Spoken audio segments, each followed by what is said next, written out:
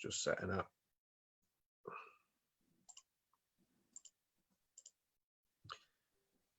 There we go. I think we're live. Hello. So, hi everyone. Welcome to Mindset Explosion, season 3, episode. I think I'm on 23. Listen, I'm so excited for this interview today.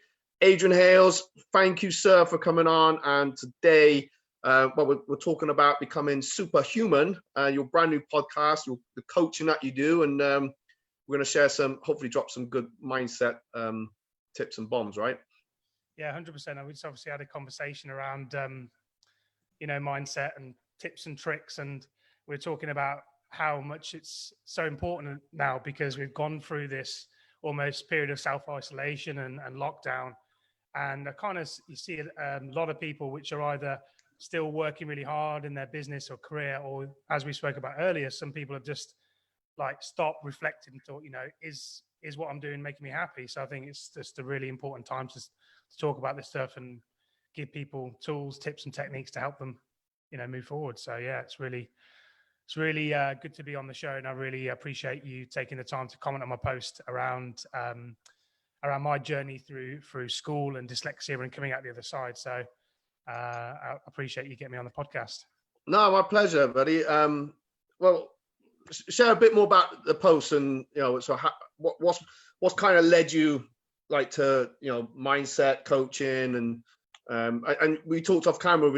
You said, it's about being a bit vulnerable and just opening up and sharing some of your story, really. So yeah, I think as we spoke about earlier, everyone's got like a story which led them to do what they do. And I was walking around the park the other day and I was thinking, what really drives me?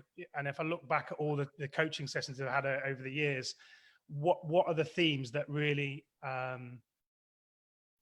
get me to really do my best coaching? And I just thought, well, I really enjoy like the person that's almost down and out, the person that's lost their confidence, the person that's lost their way. And it's not to demean people like that or anything like that, but I always see that as a great opportunity to help someone get some new insights and change their life. And I was thinking, what are some of the key elements where I can bring that story to life of my own journey to talk about that? And I remember, as I said before, is when I was at school, I really found learning challenging, like passing tests, doing arithmetic. I used to like write down the times table on my back of my hand when my dad used to test me. And I looked down and was like, then you could go out and play when you were a kid. So I remember like almost like felt like torture, just constantly learning this stuff. And then obviously when you get to school, the subconscious message from teachers is you'll be good enough when, you'll be good enough if you pass this test. And that's the barometer of success. And yes, sport is important now reflecting back. But when you're at school, what normally happens is teachers aren't always equipped to do that, to be able to bring out the best in you. And what I noticed reflecting back is that I found it very difficult to concentrate in tests because I was being evaluated based on all the other students, the A's, the B's type students. But they couldn't perform how I could perform on the sports field, but they were getting evaluated that way. And that the other way wasn't really seen. But over time, what happens is in lessons is you get a supply teacher, you get one of those cover teachers that sits next to you. And you almost feel like you're getting special attention, which almost compounds the challenge as a kid. Like, I thought I was stupid, but now I feel even. I had to get sent out of the classroom to go to another classroom for my extra English and maths. So, hi everyone, I'm going to that class again. You all have fun doing the good stuff. Yeah, and then obviously, I suppose when you're a kid, you want attention, and I wasn't getting the attention for being good at grades. So I combined that with being really naughty and getting kicked out of lessons. And I think because I didn't know how to channel that, I learned a different way. I saw things a different way, and I don't see dyslexia as a curse or anything like that. I see it as a gift now. It enables me to do 2 or 3 things really well and see things that others might not be able to see in creative problem solving and so on and so forth. But back then you don't see that. But what happens is that gets internalized and you almost develop this kind of, as I said in my post, like a fire in the belly to prove people wrong. Yeah. And maybe prove yourself that you're good enough. So that was the inspiration for the post. And what I noticed is that whenever you post on Facebook or you post on LinkedIn and you try to write copy that inspires people, when you're stuck in your head and you're trying to preach or you're trying to do how to, or this is how to do it and so on and so forth, you don't get too much engagement. But when you're able to just check in with your heart and share like an inspiring story and actually say to people, it's okay to be like that and there's a reason for it, and see it as a gift and a talent, and you look at inspiring people, what tends to happen is people like yourself comment on it and it resonates with people at some level. Yeah, it touched a nerve because I think it's just thought, is that me writing this? It's just similar, really. It's not. I enjoyed school, but I just would, and I think I would pick out the negative from a report. And I've gone back over my old school reports in the past, and I thought, well, why was I thinking I was no good? Because actually, this is saying you're right, but I would just pick out the could try harder. So it was just one sentence for me was. But how I look at it, I never did great with the exams anyway. So I think it set me up for success because, hey, what it can't be much worse than failing exams. So, in a way, I got to twist it round. For me, I got to turn it round. I think it did set me up for, well, I'll just go for it. And it as an adult in adult life, it's like you said, I just whether it's to prove a point or just. I'll just push hard, and all I can do is the best I can do. Yeah. And I've learned now that becoming a coach, becoming a martial arts instructor, fitness instructor, and then mindset, taking on a business. I've learned so much, and I enjoy it. I enjoy this sort of stuff because I'm learning. I got to learn about something. So I'm able now to apply the same thing back when I'm coaching. Is like, well, what's your strength? Let's work on that, and the weaker bits, in my opinion, will follow along really. So yeah, it touched a nerve. It was a great post. Yeah, and I think everyone has like unique talents, gifts, and abilities that are ready to be expressed, ready to be hidden, ready to be discovered, and that are hidden. And I think, but the conditioning from childhood, the conditioning from early adult life, is that this is the criteria for success. And then, I mean, I work with coaching clients. I've worked with some like exec level coaching clients, and they get to a stage in their career where they kind of feel like they've followed other people's criteria for success that wasn't even theirs initially. And that's where they feel that low mood. That's where they feel that anxiousness. That's where they feel that inner conflict going to work every day, or some people even in a business doing something which they just fell into, and they're experiencing that conflict every day. But that a lot of people then view that as, oh, this is a bad thing that's happening to me. Oh my God, I'm feeling anxious. I'm feeling like a low mood. But what it's really telling you internally is there's something that needs to change in an area of your life. And actually it can be a positive thing. It's communicating something to you to change. And what I liked is Jim Carrey. I listened to one of Jim Carrey's video, and this quote really like resonated with me. And it says, to view depression as deep rest. Your soul is at deep rest from the character that you've been trying to play. And I think a lot of people go to works or go to jobs that they don't fulfill them, and they have to play this character, which deep down there's a creative project to start. There's a movement which would change kids' lives. There's a coaching business that they start, which they would love to do, which could be around mindfulness. There's an instrument they want to start, yet they don't make time for themselves, and that perpetuates over and over and over and over and over again. And I've been in the same situation where I was in a career which I got to like a very, very high level. Yes, I was on over 100 grand. And the interesting thing is, it was within coaching and learning, and I was still doing what I love, but going to work every day, feeling that level of conflict, and not following your purpose or why you're actually been put on this earth. It seems to me, Matt, like you found like your calling, your purpose. And a lot of people have that opportunity, but sometimes they settle. And from coaching and from learning that is there's a place people want to get to in the perceived future, and there's always a fear or there's something they have to move beyond, which will help them get more of what they actually want. If that makes sense. Yeah, 100%. Yeah, I can resonate with that a lot. Similar. I used to be an engineer, electrical engineer, and it was just, I'll just do this. I didn't do great at school, so let's go to college. I spent about 8 years at college studying for all this. Something I knew I didn't even enjoy that. I was longer at college because I didn't enjoy it. But like I think you said, it's that conditioning a little bit. And then this opportunity came up, and it just I suppose the same for yourself. Once that passion starts to come out as well, you oh, I just love doing this. See, the smile says it all. So what led you up to that? So you said you were off camera. You said you were in the army. Yeah. So what led me up to that, all the way up until coaching, really, into getting into coaching, is a good question. Obviously, when I came out of school, it was like, what do I do now? I've got no qualifications.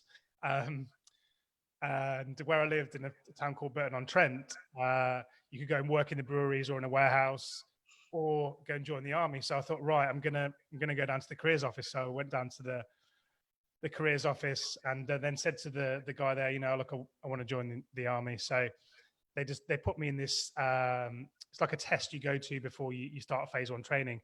And I'm 37 now, and that was when I was 15. So many years ago. And I remember when I was younger, to get time off school, I used to pretend I used to have I couldn't breathe, so. And and then they prescribed me an inhaler. And I didn't think about this, but when I went to the careers selection, phase 1 training, they said to me, "Oh, have you had any medical history?" And I put down inhaler, and obviously I did all the tests, and they said, "Oh, I'm sorry, you're not allowed to come in because you put in inhaler." And I was like, "Oh my god!" It's come back to bite me in the ass. So then I said to the sergeant major at the time, I really want to get in. Please, can you help me? And by that point, my whole life, in front of me, I thought, what am I going to do? Mm-hmm. And I waited for about 6 weeks, and they said, "Look, we agree if you come onto this fitness test for the whole day, we're going to strap you to this running machine. We're going to put one of these big masks on you, and we're going to push you. And we want to check your average breathing rate, your resting heart rate, and how your lung capacity. And then if it's at a sufficient level, we'll allow you to come in." Of course, there was nothing wrong with me in the first place.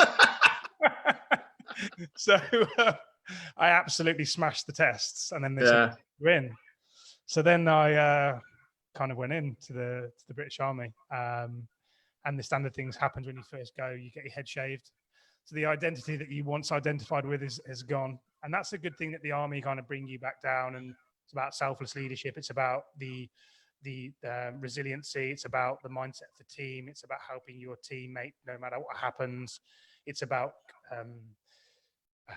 co-creation and working together at all costs. So I did phase 1 training, phase 2 training, the hardest physically and mentally things I probably have ever done. And I remember one of the conversations with the corporal, he came in and said, "You look a little bit young." And I was like, "Oh, okay," because some of the lads are a little bit older than me. And then he checked my passport and he said, "Oh, by the way, you're actually underage, but you don't tell anybody, you can stay." So I ended up staying, passing phase 1 training, coming out of the army. And I think the big thing that when I came out is that what I saw is people living their lives. And I played army rugby, combined service rugby, had an unbelievably good time, worked with, done some phenomenal things.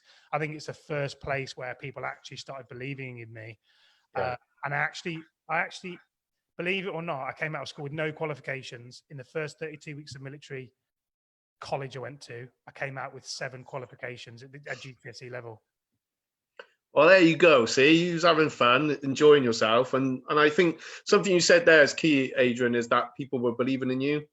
And I know it's got to probably talk about it in a minute, because part of the coaching that you do now is helping people to believe in themselves. So do you feel that that's quite a key for when you're working with people? Because you obviously, I've spoke to you off camera and listening to you now. I can see I can see how your mindset is, and I think, wow, this guy's going to be.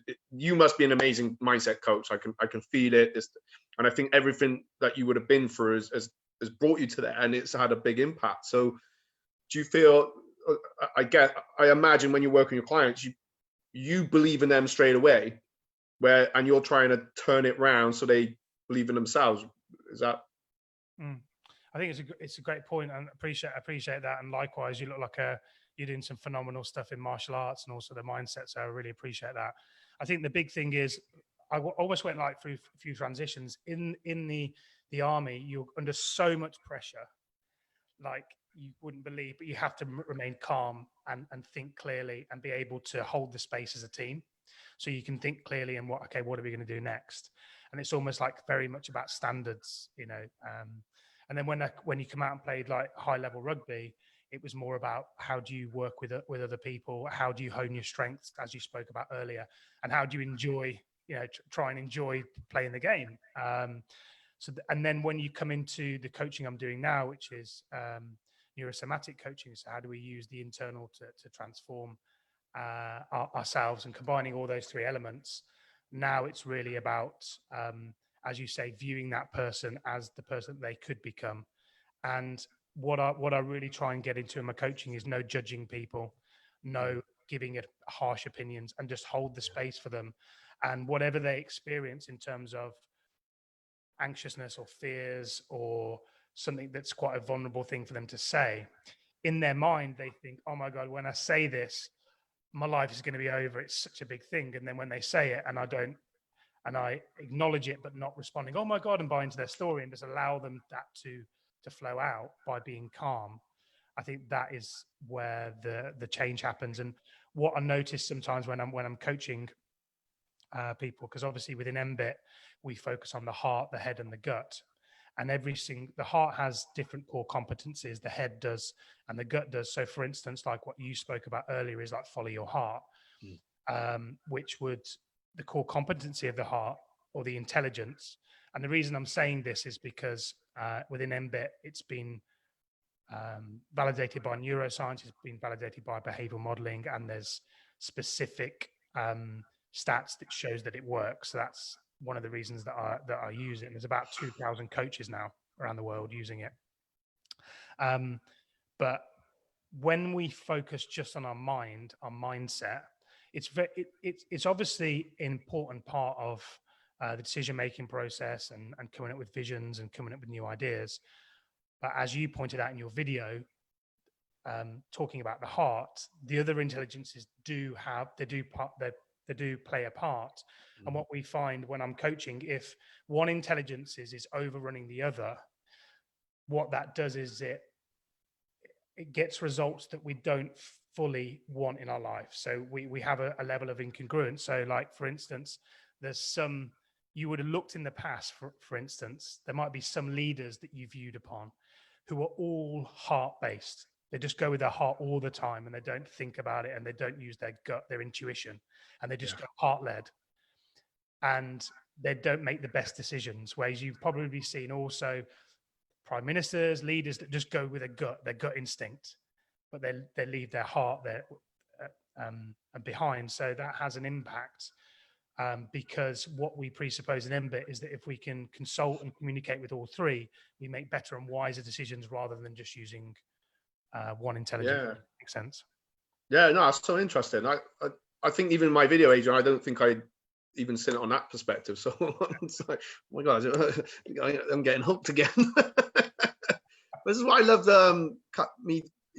chatting to people like yourself, because I learn, and it's nice to put that out, spread that out further, really, because and I guess for people, it's finding a model that's going to suit them. I guess that's yeah. So that's just blown my mind a bit. You had me proper hooked then. The models are very useful because they give you a framework, and but it makes so much sense. It makes so much sense to me. I can when you're talking, I can think, well, I have followed my heart. and I can think where I follow my head, and I think where I just listen to my gut, and it's having a balance, and sometimes a bit of both, and then at times I got it right and right, okay. But because sometimes one can really overrule. 100%. Yeah. Yeah, one can. And you know it's wrong. Yeah, you kind of get a sense, and yeah, we all know one prime minister or one president at the moment who's run by the gut completely. Also, we've known probably leaders that have been by the heart. And I think when we think about change, is that a lot of change comes from the mind. Okay, a reasonable amount of change. So in neuroscience, we say afferent and efferent. So basically, we have the ability to change, and it goes 10% that way. 90% of our communication comes from the gut and the heart. So that's often where we find our biggest leverage point. So, and models are useful because they're a simplified version of the real thing, and 100% they give you a framework. But also, what's important as well, I think as a coach and being in the martial arts, you have to be able to use the model as a guidance, but then put your own performance on it, because that's what makes Matt unique. That's what makes Adrian's coaching unique. And I think when you can do that as a coach, that's when you're in that level of mastering where you can, yes, we've got the model as a framework, but I don't have to rely on it, and I can put my performance on it. But obviously, when we put our own performance on coaching, what that does is that we're open to feedback on the performance. Whereas coaches that spend all their time hiding behind models, for instance, then it's much more difficult to feedback on the performance of the coach, because you're only feedbacking on the model, if that makes sense. Yeah, it does make sense. It does. And again, kind of thinking of it, from your perspective. So I guess you would have learned to harness that a lot being in the military, because you must have had times when you was quite fearful, and same with playing, high level rugby, really. And I think it's because it's that fear, isn't it? So your stomach starts talking to you. Yeah. So it's about harnessing those things, and taking that step forward. So yeah. So with your pod coach, your pod coach podcast. You've just is it just the one episode you've done? Because you've got some great interviews coming up. Yeah, it's really. It's just one episode so far. It's called Superhuman Journeys, and it's just really sharing inspirational journeys of people that have gone through adversity and achieved something extraordinary. So I've had obviously world champion boxer on it who's done 20 years at the top and then reevaluated his life. I've had professional speakers that came to the UK, couldn't speak English, and rebuilt their life.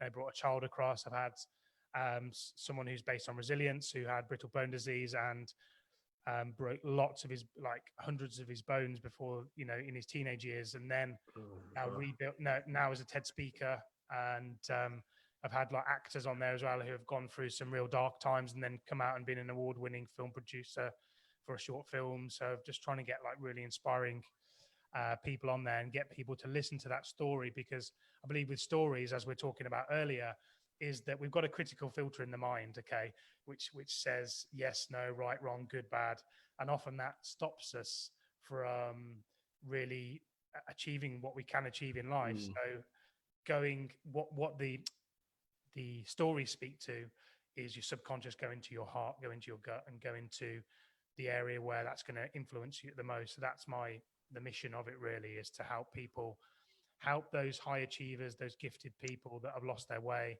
that have something to bring to the world, but fear, lack of self-confidence is stopping them, giving them some inspiration to start whatever it is that they want to do, like a movement project, create a tribe, or do work like you're doing. I'm sure there's loads of people out there that want to create a martial arts academy or be a coach, but they're not doing that because of they don't even know where to start. So that's the purpose of the podcast.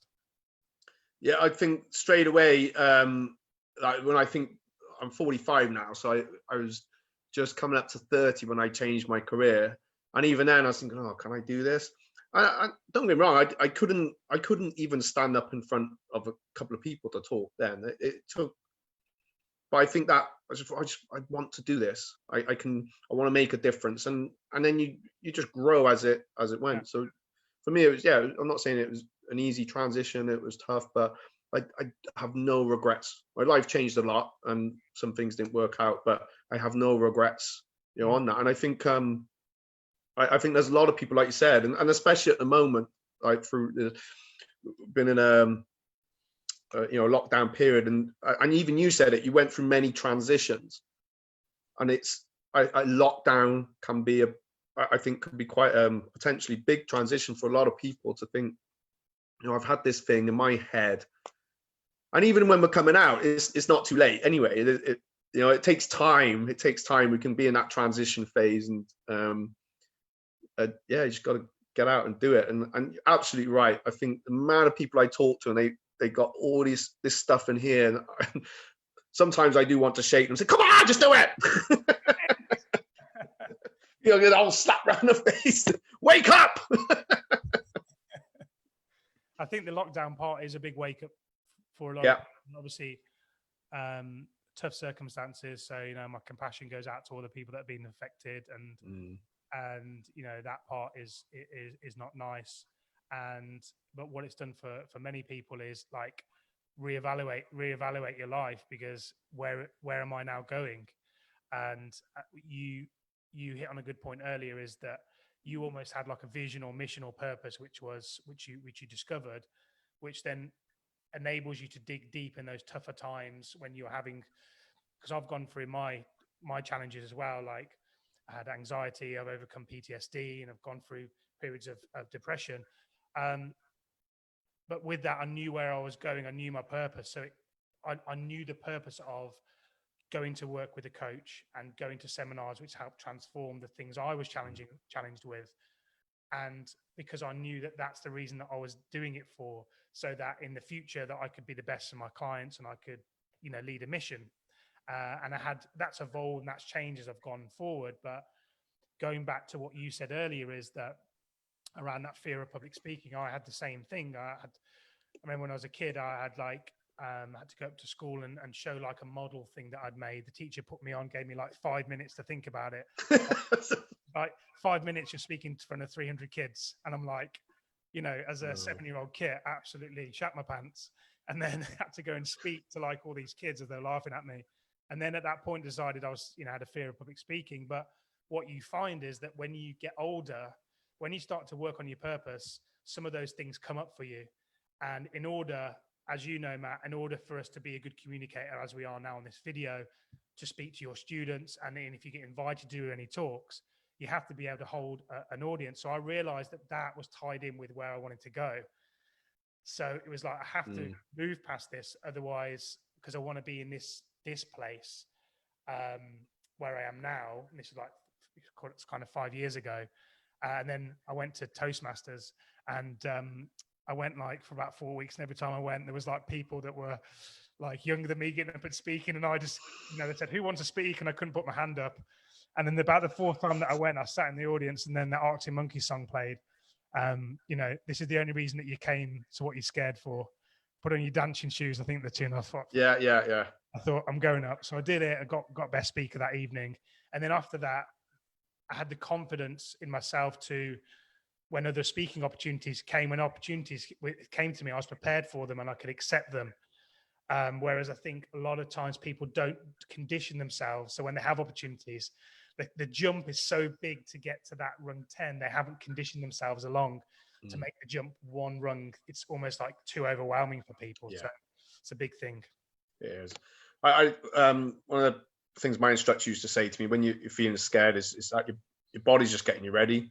And it's the same, it's kind of going for a similar process of when you're excited, really. And it is, you're excited, you move, your tummy might turn over a little bit. So I think for me, I learned to just bounce, go a bit hyper for a second, and then I was able to try again, it, like you said, little steps, and I can just bounce in my head if I need to. Yeah. It's like a switch now. Same as if I'm training, I can switch in and out of stuff to fulfill what I'm doing at that given time. And interesting, you talked about PTSD and anxiety and depression, and similar really. And I guess it makes, it's not nice at the time, but it makes who you're going to be, I guess. Yeah, I agree. I think from my experience, I'd always recommend that if you have any medical or psychological concerns, always go and see a trained professional therapist or counselor. But from my experience, I would say that when I started to move towards more of what I wanted in the direction of my life, what that did is it pushed me to step up, was to raise my standards, and is to find out what I was capable of. And through that process, clearly what happens is then you go to seminars, you go and work with great coaches, and I start to learn all these transformational methodologies. When you go through these workshops, what happens is to train as a coach or to follow your purpose or follow your life's meaning, what tends to happen is they're structured in such a way that it helps you evolve and bring up patterns or stories that aren't useful for you. Yeah. So you might get to where you want it to get to, and then all of a sudden something else comes up for you, and then you have to seek assistance, seek support to move past it until I get to a point where that is when I experience that now.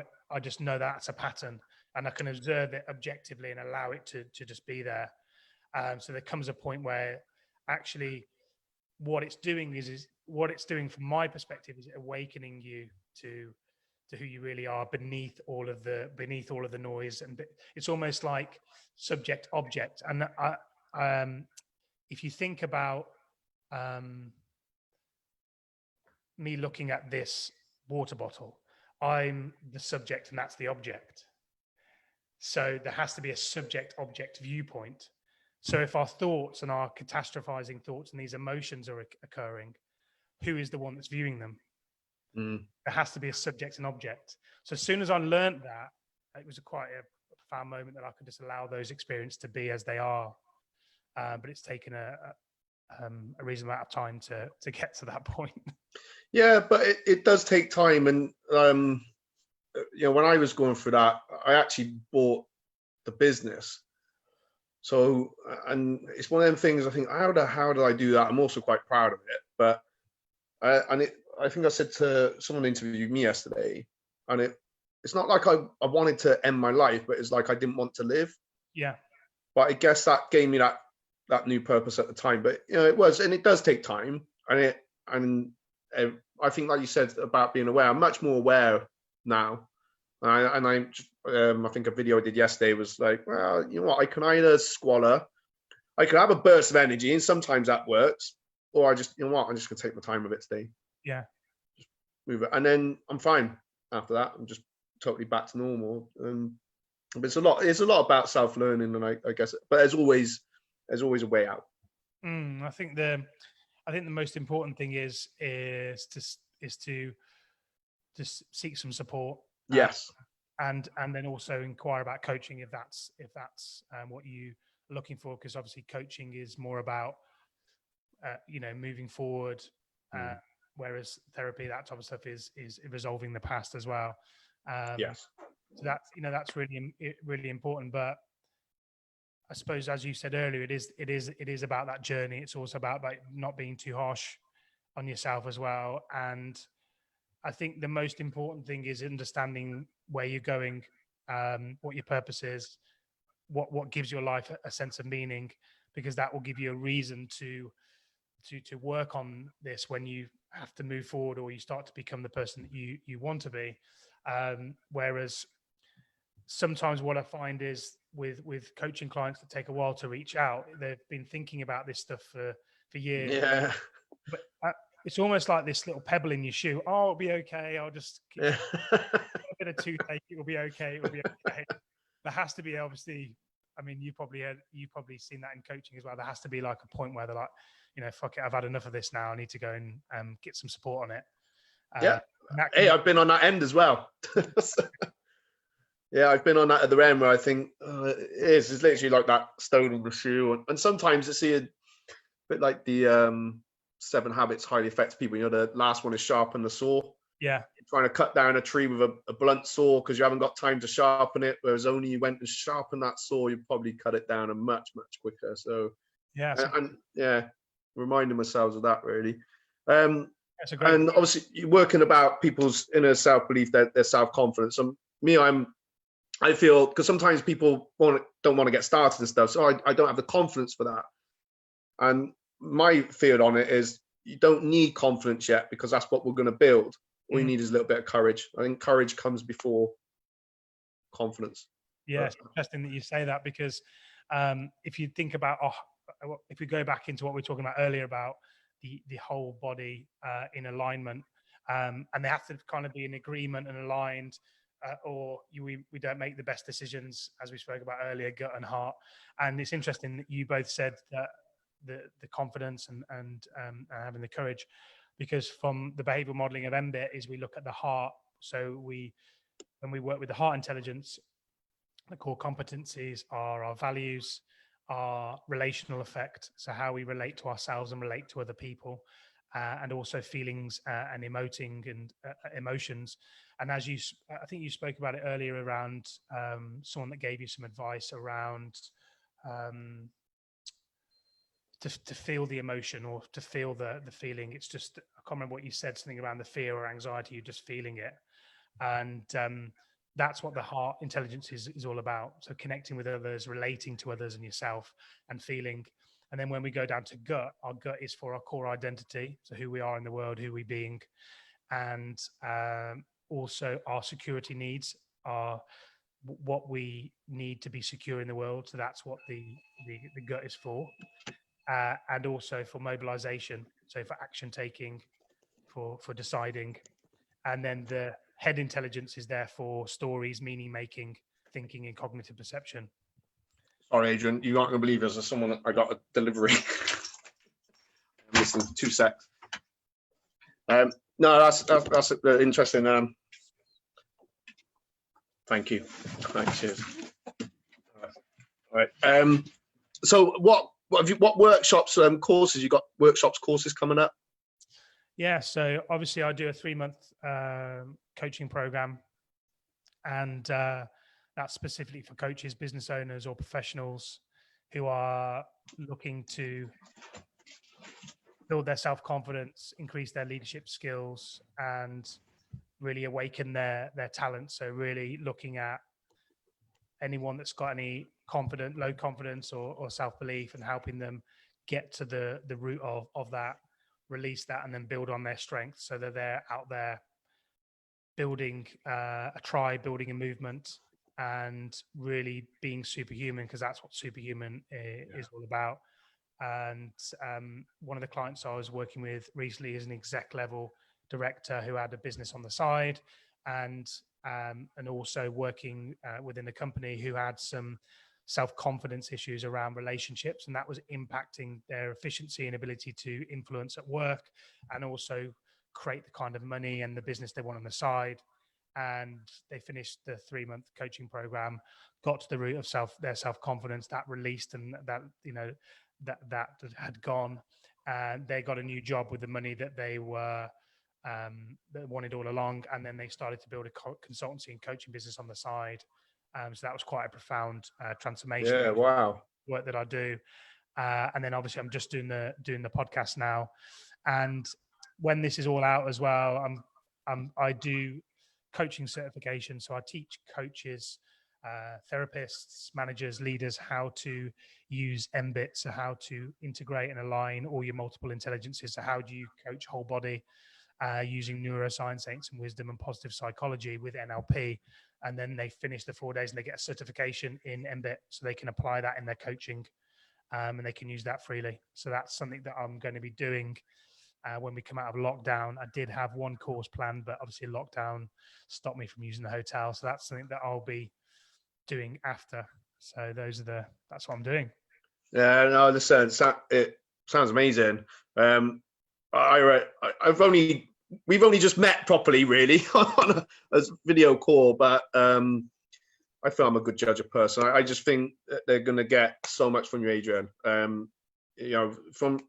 From your experience and just what you know, and just how I could see. I just went back through some of your posts today, and I can see you see potential in people, and you just seem so passionate about bringing that out. So basically, who would like your coaching be for now? Like someone that's just in everyday work, everyday life? Yeah, so my coaching is, so I work with a couple of types of people. And really it's, if I could describe the coaching, is those people, those directors, those coaches, those business owners, those professionals that feel called to a deeper purpose, that feel called to a higher purpose, that want to do some impact the world in some deep and meaningful way, yet fear, lack of self-confidence, lack of self-belief is stopping them from doing that on a consistent basis. So they're waking up and not feeling conflict. They're not feeling like they really want to go to the job that they're doing, or even the coaching work that they're doing, or the profession that they're doing. And deep down, they're talented and gifted and have some major contribution to bring to the world.